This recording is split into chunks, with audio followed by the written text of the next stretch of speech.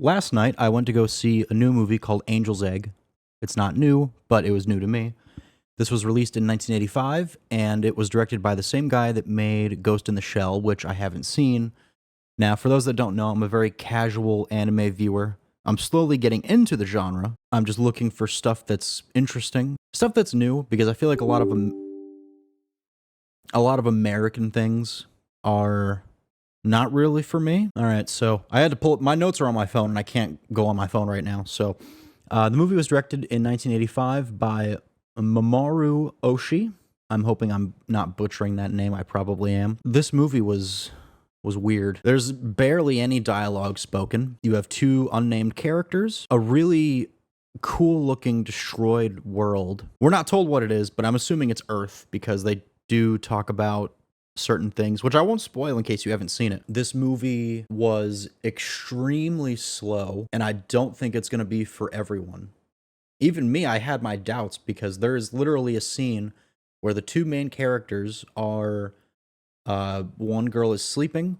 Well, the girl is sleeping, the guy is looking at the fire for it felt like 5 minutes. This movie looked great. I loved the hand-drawn animation, the overall scenery.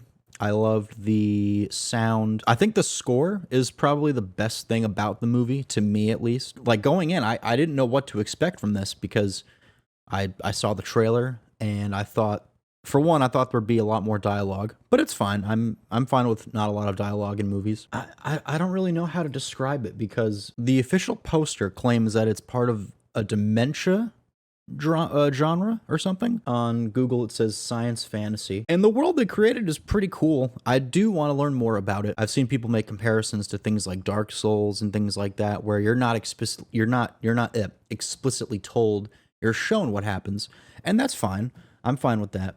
I liked having to use my imagination. For example, you see these shadows being cast.